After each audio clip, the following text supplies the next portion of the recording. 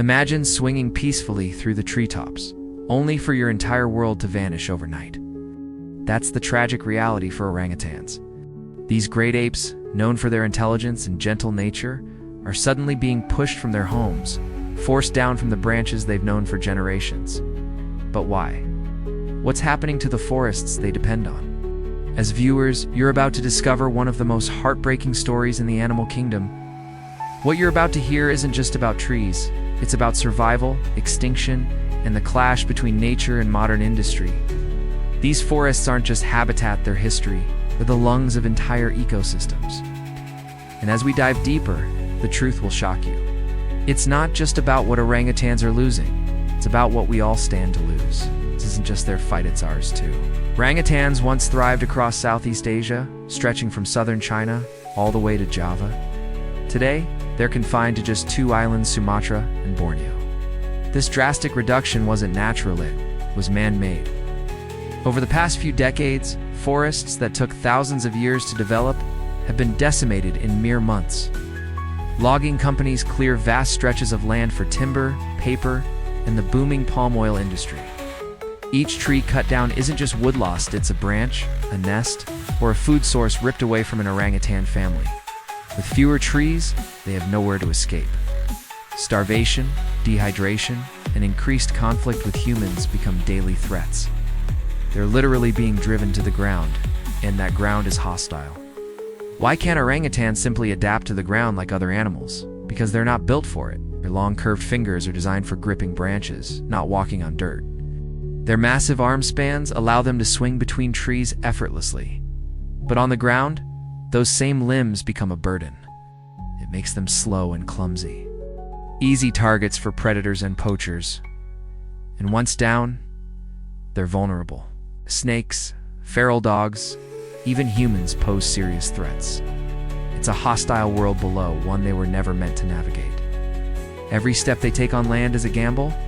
But how fast is this deforestation happening? Shockingly fast. According to satellite data, Borneo alone lost over 30% of its forest cover in just 40 years. It's millions of acres wiped out, gone. And it's not stopping. Bulldozers move in faster than any conservation team can react. A single palm oil plantation can destroy thousands of orangutan habitats in a matter of weeks. And once the trees fall, the orangutans fall with them, literally. Many are injured during the clearing process, or killed outright. There's no evacuation plan for wildlife. It's just destruction. So why palm oil? Because it's cheap, efficient, and used in nearly everything: snacks, shampoos, detergents, cosmetics. You might have some in your home right now. And that's the uncomfortable truth. The very products we consume are helping destroy the orangutan's world. Every purchase becomes a vote for either conservation or extinction. And though sustainable palm oil exists, it's still not the industry standard. Many companies cut corners to maximize profits, ignoring the environmental cost. And it's the orangutans who pay the price. With every shopping cart, we're making choices that reach halfway across the world. It doesn't stop with palm oil. Legal logging, mining, and forest fires often intentionally continue to wreak havoc. Fires, especially, are devastating. Orangutans can't outrun flames. And because they're slow-moving, many perish in the blazes, clutching their young with nowhere to flee. Some manage to escape, only to find a barren, charred wasteland where food and shelter used to be. Survivors often wander into villages, desperate and disoriented. That's when conflicts with humans begin. It's not unusual for starving orangutans to be attacked or captured when they enter plantations or towns. Fear and misunderstanding make things worse. When orangutans are caught on human land, they're often treated as pests. Farmers defend their crops with guns or machetes. Or worse, they capture the animals and sell them into the illegal pet trade. Baby orangutans are especially valuable. Poachers kill the mother and steal the infant, which then fetches high prices on the black market. These stolen young ones are kept in cages, tied to chains, and used for entertainment or novelty pets. It's one of the cruelest outcomes of habitat destruction, families torn apart not just by nature but by greed. And the trauma they suffer is irreversible.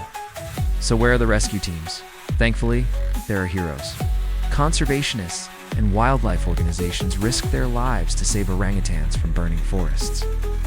Illegal trades and starvation. But it's a race against time. Rescued orangutans often arrive severely malnourished, injured, or traumatized. Rehabilitation can take years, and some never fully recover.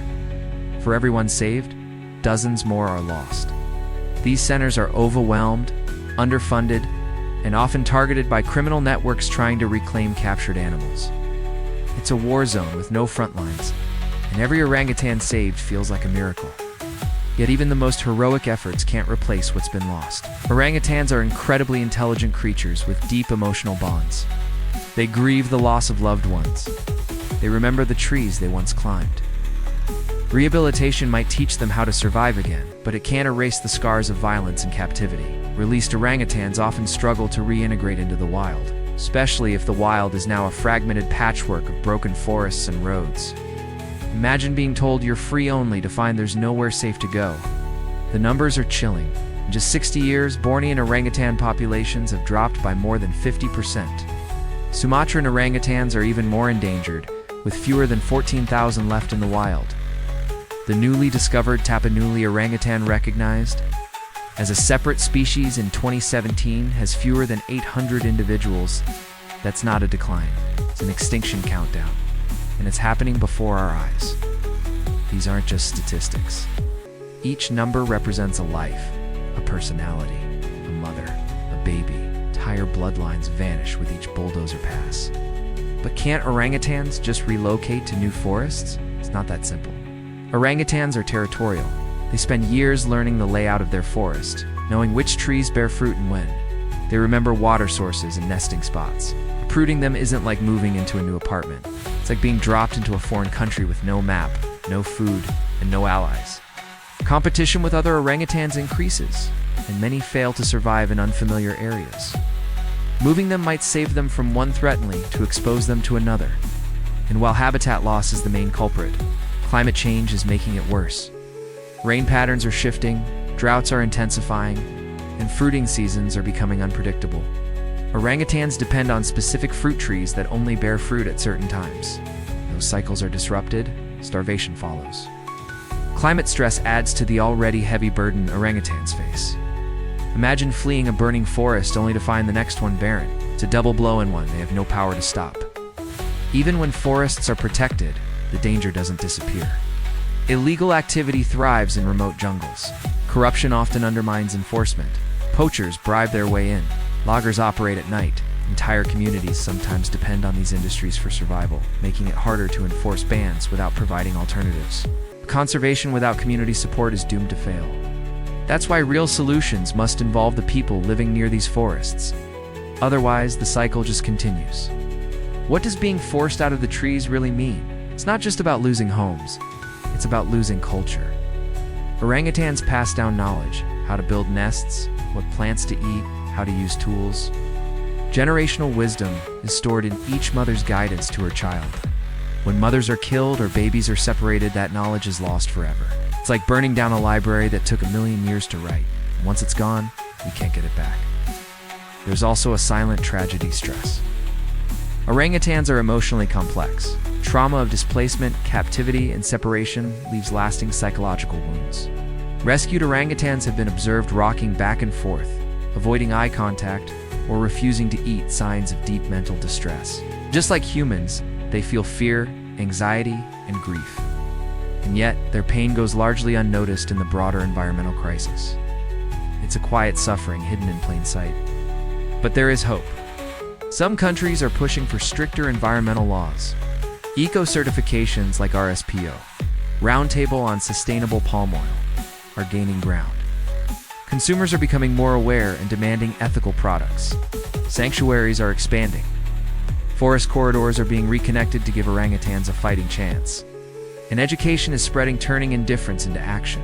It's a slow process, but change is possible. Just have to care enough to keep pushing.